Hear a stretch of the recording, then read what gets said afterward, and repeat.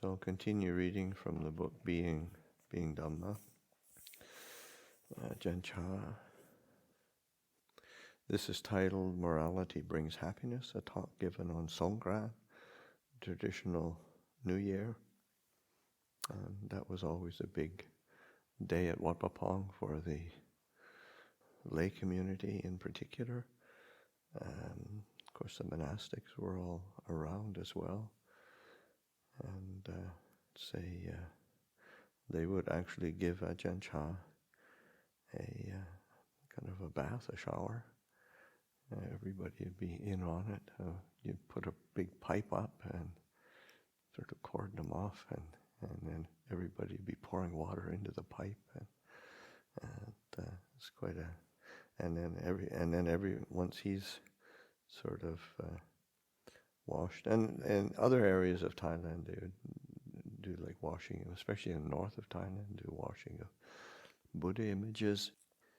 And then there'd be a ceremonial hand washing as well. But then once Ajahn Chah would be washed, and everybody's throwing water at everybody else. And it's hot season, so then everybody's soaking wet, and Ajahn Chah is sort of dried down in his robes, and then he gives the precepts, and there'd be a asking for forgiveness, giving precepts, and then give a Dhamma Talk. So he begins this with the verse Silena Sugatinyanti Silena Bhoga Sampada Silena Nibutinyanti Tasma Sila Visoda Ye, which is translated here as morality is the vehicle for happiness, morality is wealth and treasure, morality is the vehicle for dispassion. Thus may morality be purified. We who have come here to seek refuge in the Buddha, Dhamma, and Sangha today find ourselves in this moment in time, which is passing by right before our eyes as we sit here. It is as the Buddha taught. Days and nights are relentlessly passing. How well are we spending our time? This is the speech of the Buddha, his very serious admonition to us to watch over ourselves. Still, some Buddhists let the days and nights pass without recollecting what they are doing that day, what they have done in the day past, or what they will do on the morrow. It is a mistake to let the time pass without employing mindfulness, to pay attention to whether we are doing good or causing harm, knowing whether our intentions and behavior are good or bad. Yet it is indeed rare to find individuals who think about this and have this kind of sensitivity. Today we have completed another year according to the old calendar. Actually, we don't have to take so much interest in what we have completed, and we don't need to think in terms of Sunday, Monday, Tuesday, and so on. We can consider that we are starting from today, whatever the day is. 12 months make a year, no matter when we start. It disagrees with worldly convention, that is all. So we have come to this season of the year when we meet according to tradition. It is the end of another year in which we have been trying to practice the Dhamma. We will have happiness and harmonious living because of honesty and morality. Living in a group or in the larger society, we will experience happiness and well-being because of morality and Dhamma, the practice of virtue. When I was a child, on this day the village elders would lead us together to other districts for what was called communing over water. We would drink from the same water, make vows over the same water, proclaiming our intention to be honest and straightforward toward each other. For example, in this district, in this township, in this province, we would say, although we live in different villages and have different concerns, let us have a common outlook for the purpose of bringing happiness to everyone. Let us all live firmly established in virtue and spirituality. We would vow in this way to establish truthfulness in order to have integrity in our dealings with our superiors toward the village, the nation, religion, and royalty. It was in order to instill respect and caution, to be aware, to be modest and humble toward each other.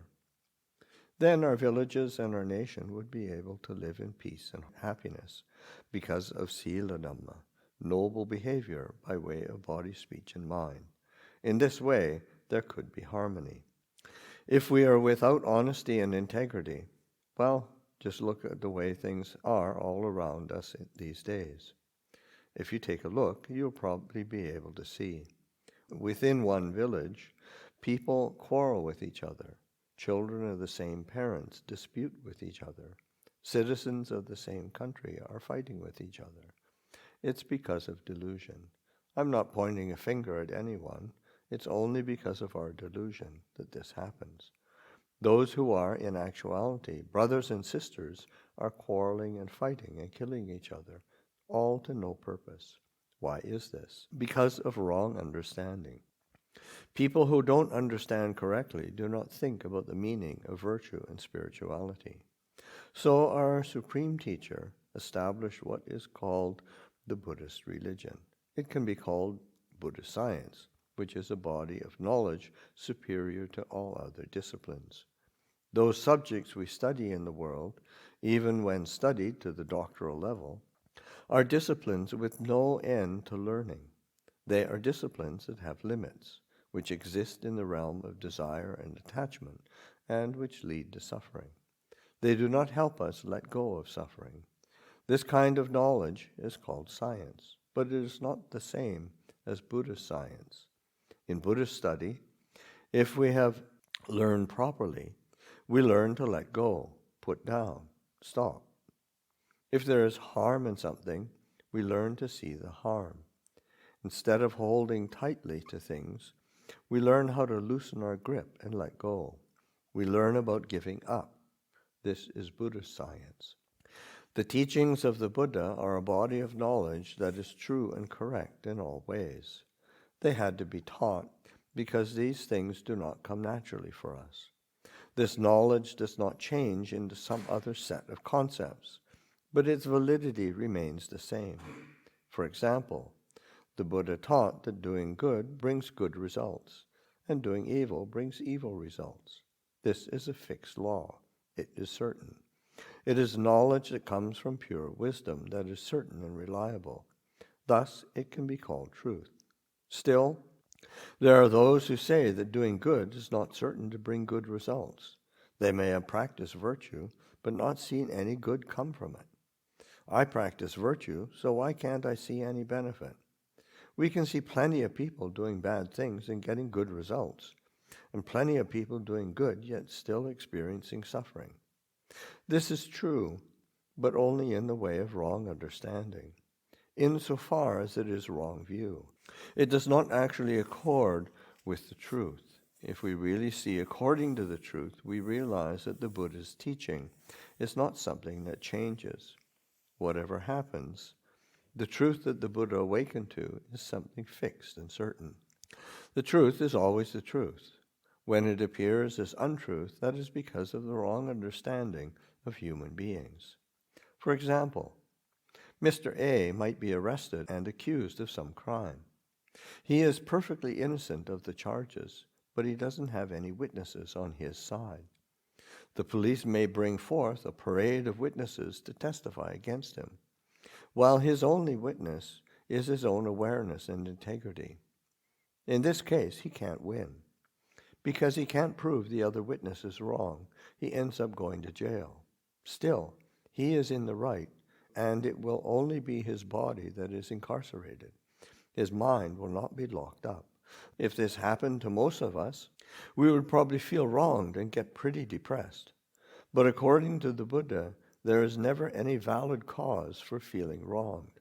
If such things happen to us, if we have not done anything wrong, yet must pay a price and experience suffering, we have to place the blame on karma, our actions. Though we haven't done anything wrong today, we may have done so yesterday. If we didn't do it yesterday, we may have done it sometime in the past. We can conclude that we did something previously and thus have this experience in the present because of the principle that nothing happens without a cause. If there is no cause, phenomena do not arise. All phenomena appear due to causes. If we can always contemplate this principle and consider things in this way, our lives will be joyous. To find people who really trust the Buddha's teachings like this is very rare. For example, I established this monastery together with the lay supporters and monastic disciples more than 20 years ago. You may have heard the history of Wat Pah Pong. We were able to create a monastery here and bear many hardships over the years because people had appreciation for the truth and were not afraid. This is not just talk. Many of us had malaria for 3 years, and there was no way to get treatment. We often had no candles, flashlight batteries, or oil for lamps. There were even more snakes and other poisonous creatures than there are now. So when we walked at night, we recited verses of loving kindness and protection. If we died, we died. If we lived, we lived. We could have this attitude because we were following a virtuous way, and we could trust our own minds. So the Buddha taught to look into yourself, know yourself, and train yourself. Do not be too eager to train others. You should be looking at yourself. If others say we are good, that's not our standard to measure by. If others say we aren't good, that is not to be taken as a standard either. Don't be too happy or depressed by what others say. Turn inward and seek out the truth of the matter within yourself. When they are saying we are not good, where is it that we aren't good? Is there such a deficiency? If there's something amiss, correct that. Give up what is wrong. Don't get upset with others for speaking. If what they say isn't true, never mind. They are just seeing things incorrectly. And you can have confidence in what you are doing. You should trust yourself, not reacting to praise or criticism with enchantment or unhappiness. Whether others' speech is right or wrong, never mind. If it's right, what is there to be upset and argue about? If it is wrong, why should you want to contend with them? In this way, there is no loss or wrong for yourself. The mind remains happy and satisfied within the practice. So it is said, morality is the vehicle for happiness. Morality is wealth and treasure. Morality leads to dispassion. Thus may your morality be pure.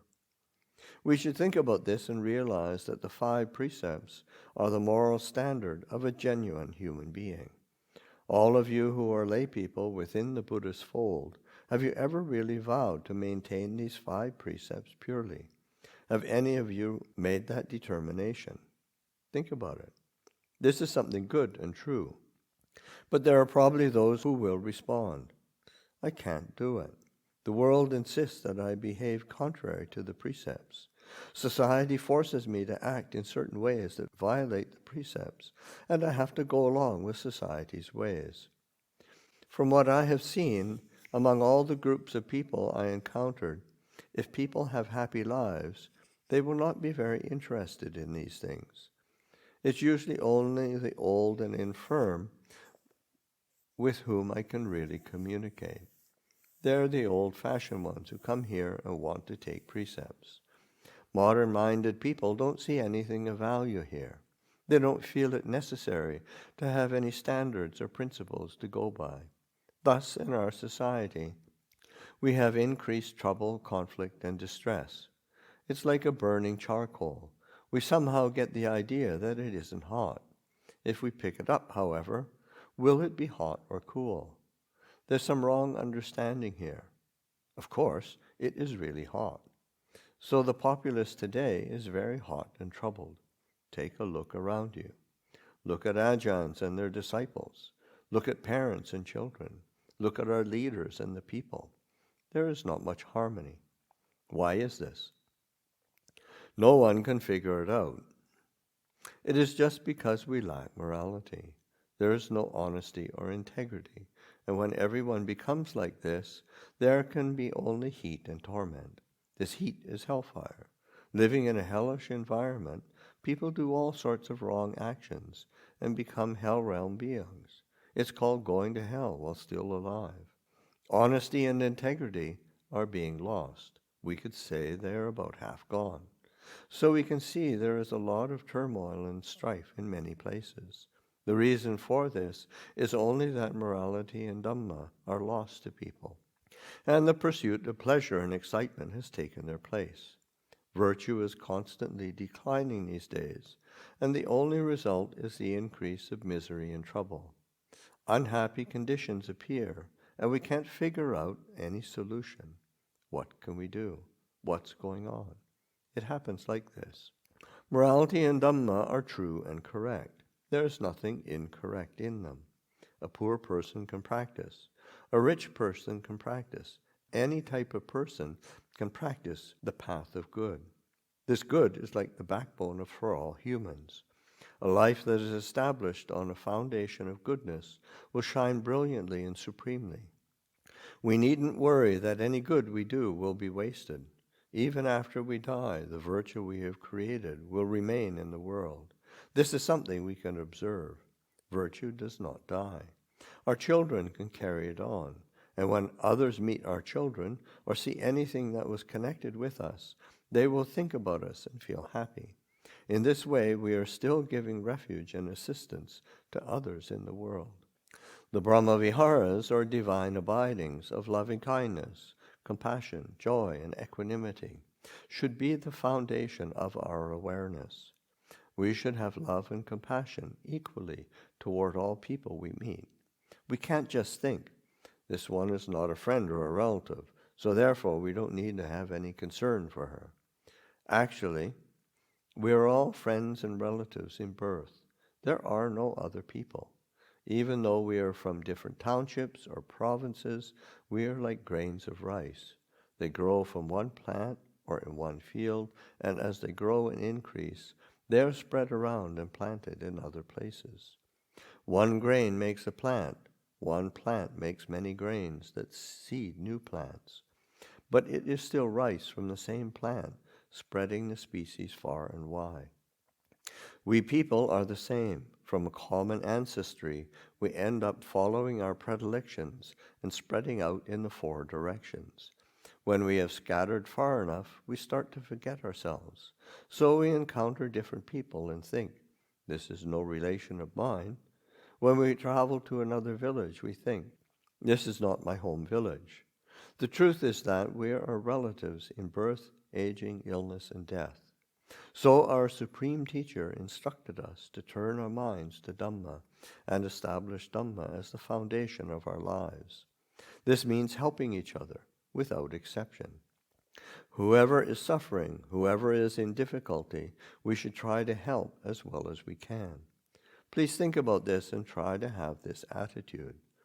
Living in this world together, we should think of each other as parents, relatives, and children. But it's as if we've been separated for many years, so we forget who we are, and we begin to fight and cause all sorts of strife with each other, becoming like animals just because of this forgetfulness. Forgetting becomes the cause of fighting, struggling, and even killing each other.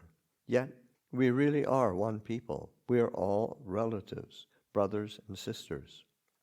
Let's try to be people with Dhamma in our hearts, meaning metta, or loving kindness.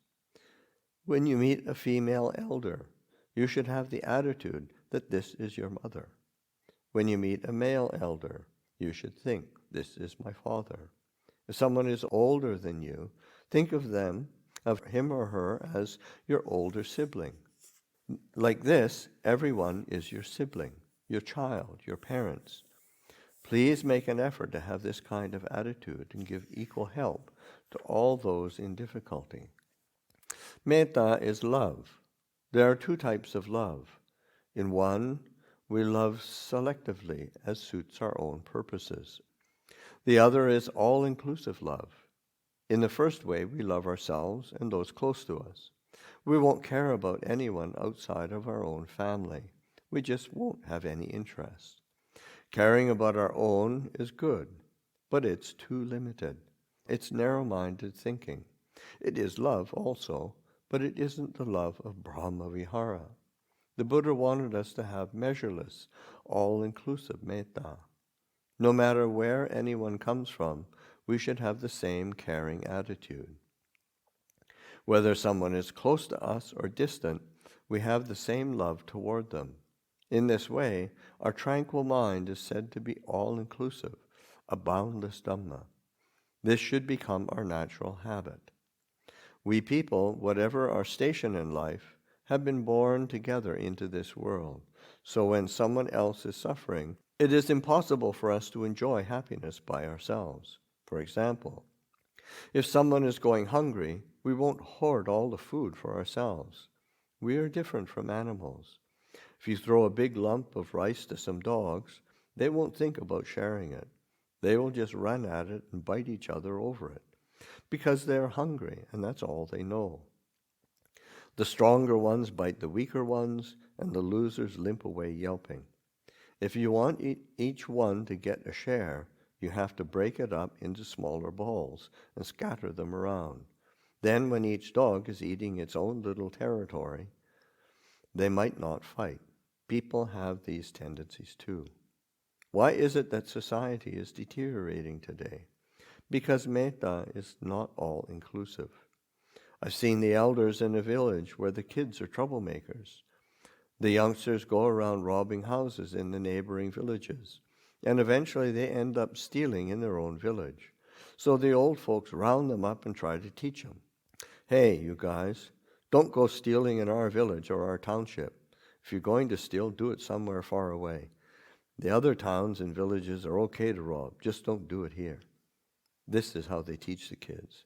Well, elders are pretty important. We look up to them for their wisdom. But they say things like this. Actually, they are being thoroughly selfish. If the elders in the other villages are telling their youngsters the same thing and sending them to rob this first village, how will things turn out? This is our home. Don't do that here.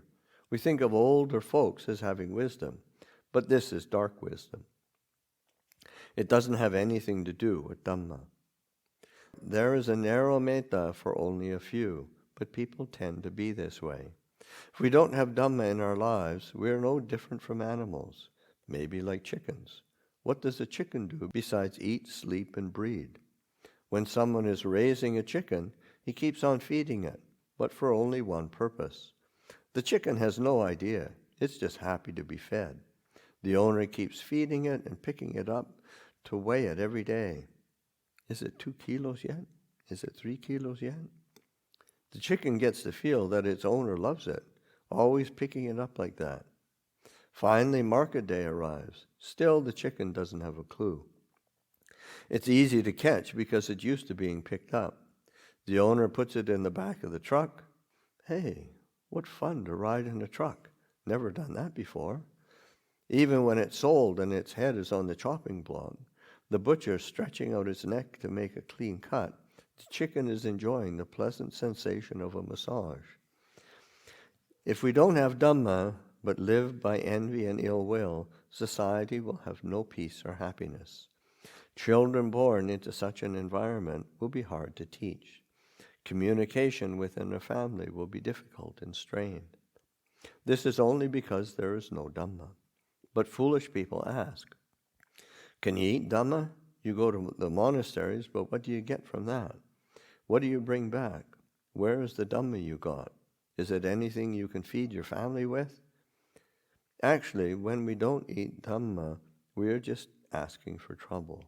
Whoever does eat Dhamma, only for the purpose of having Dhamma, lives according to Dhamma, will naturally be a person of integrity and will enjoy happiness. That way is correct. There is no misery or turmoil in the aftermath. This is called eating Dhamma. If we don't eat Dhamma, there is no peace in society, only conflict and struggle. Wherever you go, you should not be proud or stuck in your ways. In some places, you may not be familiar with the dialect or customs. Don't put on airs and be pretentious.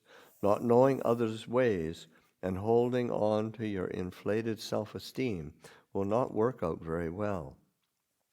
I'll relate something about Ajahn Mun. He was practicing meditation in the mountains in Pakto, among the hill tribe people. One day after his sitting, a villager came and asked him, "Where did you come from, kid?" He answered, "I came from Ubon." "So, Junior, have you eaten yet?" "Yes, sir, I ate already." The villager spoke in this informal way, with forms of address used when speaking to an inferior. something which we usually think of as impolite, especially so when talking to an ordained person. But those villagers considered it the best way to speak. If we weren't aware of their custom, it would make us angry. If the villager asked us, "Where have you come from, kid?" we would feel insulted and wouldn't want to answer. Our throats would get all stiff. But this was not the way of Ajahn Mun. He understood the minds of people. But we don't understand people like this. When others use forms of address for a superior in talking to an inferior, it doesn't go down well. In their circle, they consider this the best way to speak. But for us, not understanding the custom, we would probably only get angry.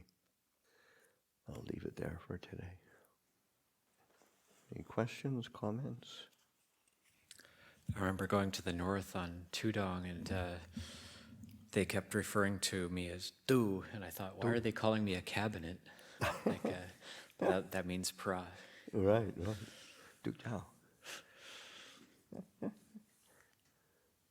Yeah, I think Ajahn Chah's, one of his great skills was being able to communicate with all different sorts of people. So whether it was the villagers or lay people in towns or the monastics or whether they were scholars and philosophers, he could communicate on all these different levels. And in this case, it's just and also recognizing how integrated the different aspects of the Buddha's teaching is, the Dhamma really is. So that I think that, because sometimes for ourselves we can get so focused on meditation that we forget to sort of integrate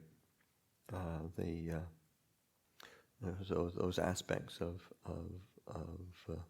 say like virtue and integrity, and it's not that we're sort of kind of off the rails or something in our actions, but also just by recognizing it and understanding it, there's a brightness that the mind experiences, and that's a way of facilitating that growth in Dhamma and penetration of Dhamma.